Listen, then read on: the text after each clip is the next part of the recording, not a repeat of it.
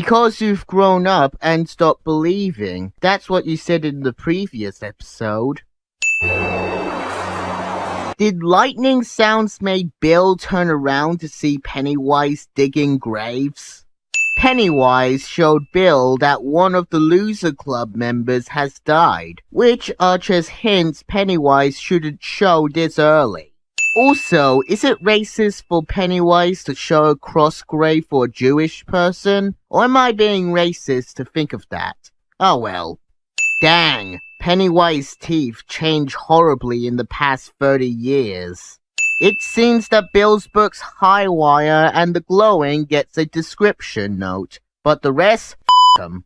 Mike must be a ghost, because I didn't saw him in the previous shot. How come you remember? I never left. How could I forget? All I do is look on the street corner, and there we were. Yeah, but everyone else who lives in Derry managed to forget, so that still brings up the question. Great, another flashback, just when you can't get enough of them. This is a guy who tucked his tea in his pants, even though as a kid he didn't tuck any shirt in. Wow, that taking you like 7 seconds to get that water? I really don't know why Pennywise is aiming at the now adult Loser Club. In their last meeting, it said, I am the eater of worlds and of children. Which means it targets children. This balloon burst seems like the lady knew that would happen and flitch. You're too old to stop me. And he's too old for you to haunt him. Excuse me, sir. Do you have an Albert in a can? You do? Well, you better let the poor guy out. What the f***, Pennywise? Mike Hanlon, I had to go. I know the librarian can't see the blood, but Richie is shouting in the library. Somebody better shush him. Bike enjoyment and memories montage. I see it. Just need to point out that I can see it on the cards. In Soviet Russia, Derry welcomes you. In this exact time, Ben notices a fat kid is running away from a bunch of bullies that reminded him of his childhood. Ben Hanscom. Miniseries uses the previous episode shots so they don't need to take the same shots as an adult, because they're smart. Also, if Ben is doing the same thing when he heard his fake father the first time, he's seriously forgotten his flashback. How many taxis are there in this town? There's the blue one, the yellow one, and now a red one.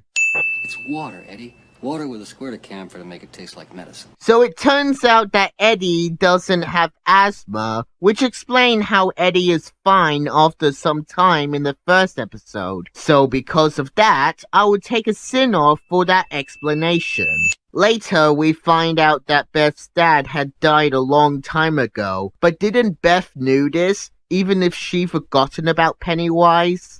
You know, it could have been creepier if blood started running through the taps. Hell, why didn't they do that? Did you fall asleep in there? It's tea time! She's only been in there for a minute, lady. That rotted corpse of Beth's dad looks fake as shit. Dang it, Beth really should have gotten ran over. That's for standing in the streets. Beth was so scared on that scene that she gave birth to a balloon. What's with the lightning? Richie is a dick to that picture that fell off. Okay, how come Beth fainted like this? There's no reason she would. Also, besides the Loser Club, no one else notices this and tried to help. Maybe that means he's afraid. It's afraid. Yeah, we have to remember that Pennywise doesn't have a penis. Maybe it's the water. The water. Maybe it's the sewer. It only takes the word sewers for Eddie to remember his childhood. Miniseries doesn't give a shit about killer clowns and would have this dinner friend fun time montage. Oh, Richie, whatever happened to those glasses? I wonder how you gotten yourself glasses. He was down there with us down there in the sewer. That creep was gonna kill Stan. He was gonna kill us all. Well, no since he constantly say he would kill you all. I don't know much about mental hospitals, but do patients sleep in hallways?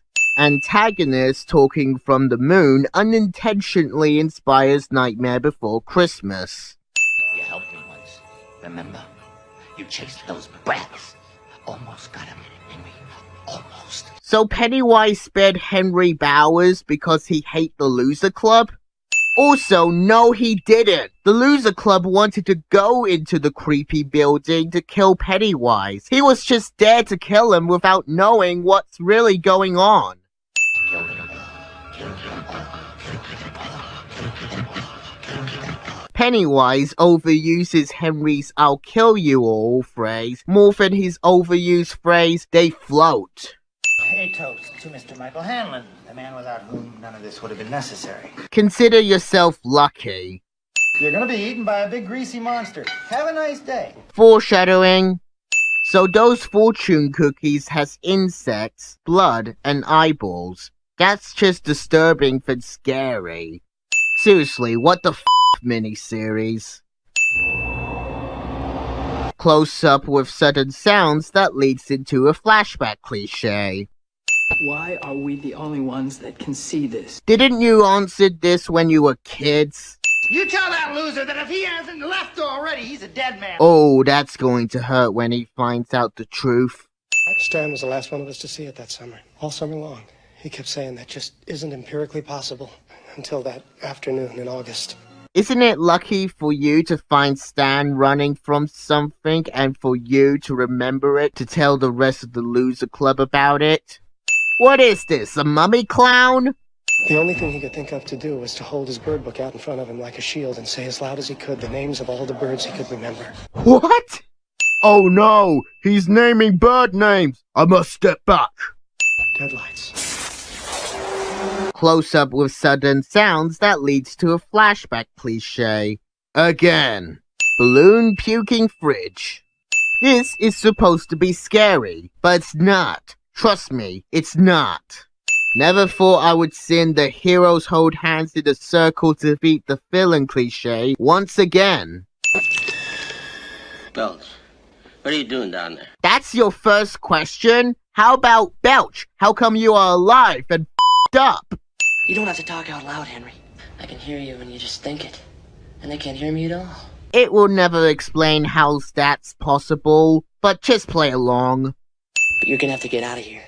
You're gonna have to go back to Derry. Thanks for reminding him. Moon Pennywise already told him to go back to Derry. If the writers or directors were trying to make this scene scary, then they f***ing failed hard, because it's rather more funny. If you count backwards in 30-year increments, every date you come to will correspond to a huge disaster in Derry's history. So it seems that every 30 years, it will come back to cause disaster towards Derry. But wouldn't anyone notice the pattern and would do something about it? It's a disease, Bev. The Derry disease, none of them wants to know. It's too horrible, so they act like... They act like it doesn't even happen. Wait, you're telling me that everyone can see the bad, gory stuff and just ignore it? How the f*** is that possible? Overload of rapiness. I saw Mr. Ross across the street. I thought he was going to help me, but he just turned around and went inside. So because one old man wouldn't help a girl who was uncomfortable by bullies, everyone would ignore Pennywise's doing. Seems legit. We found each other that summer, and our togetherness made us strong. Otherwise, it would have picked us off one by one. Yeah, it could have, but decided not to. What do you think about it? Is it an accident that none of us have kids? Including Stan. I think it's just a coincidence. I really don't think a killer clown is preventing you guys from having children. So the reason Andrea is here is so she can be captured by Pennywise. I would suggest that the rest of you follow me and get the hell out of Dodge. I cleaned it up once. What? Is this an appropriate time to change the subject for exposition? Beth brings all her male friends to her house fully knowing that her dad don't like boys around her. Unnecessarily flashback, which is basically all the flashback. Well, Henry just appeared out of nowhere without explaining how he got back to Derry and how he got into this motel room. Remember that Pennywise needed Henry Bowers so bad to kill the Loser Club? Well, it seems like a waste now. Why is it doing this? Why is it so mean? Why do you think it eats children? But we left these down in this. I found one right away in the drain trap. The other one, the one that hit Pennywise, was lodged in a crack in the wall. That silver rock which bounced off Pennywise ended up cracking a wall? People, that is a dead body. You're not seriously suggesting we walk out of here and leave it lying there. Ben would be great at SeriesSins. This flashback suggests that because one old man wouldn't help a girl being uncomfortable by bullies, everyone cannot be trusted in Derry. Seems legit. Everyone seems clear to leave Derry for good, but because Bill hears a piano song of the same song we heard in the first flashback, that would make Bill rethink and convince everyone to kill Pennywise. I just saw something, and I have no idea if it was real. Wait, is he talking about the piano part? Great, more use footage to save recording time. That's just so stupid.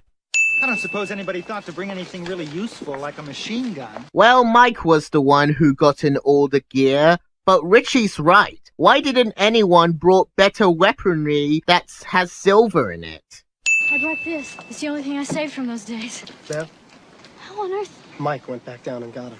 Luckily, Beth saved her slingshot and Mike retrieved the silver rocks that was used against Pennywise so they could use it again.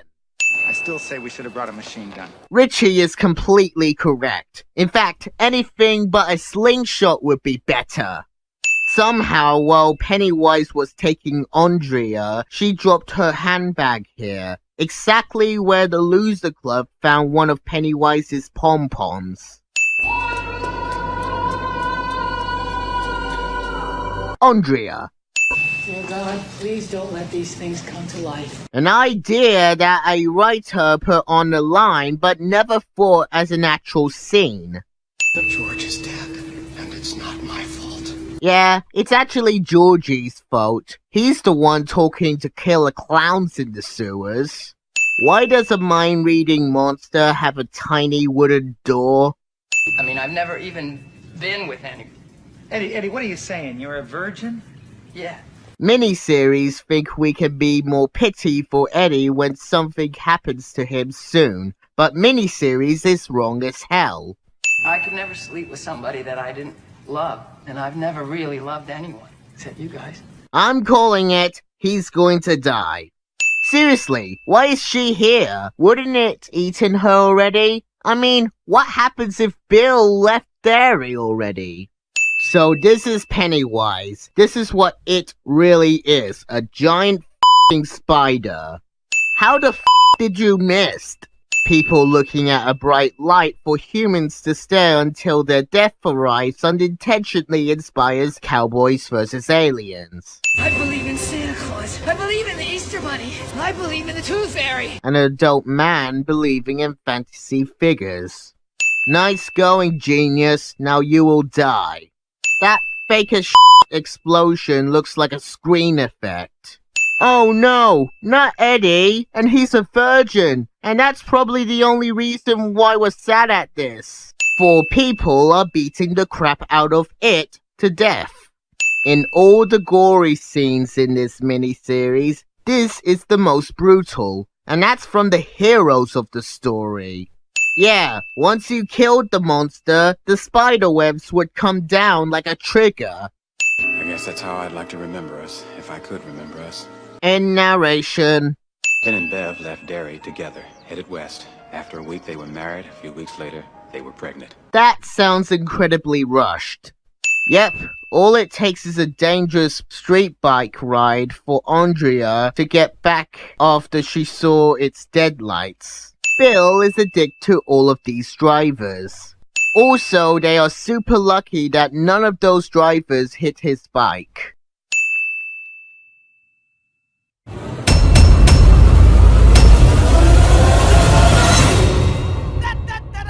The circus,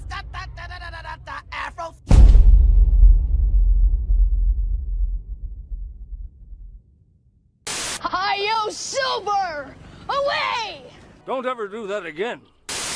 Kill me later. Stuck in the pipe there, isn't he, Wonka? It's his stomach that's done that.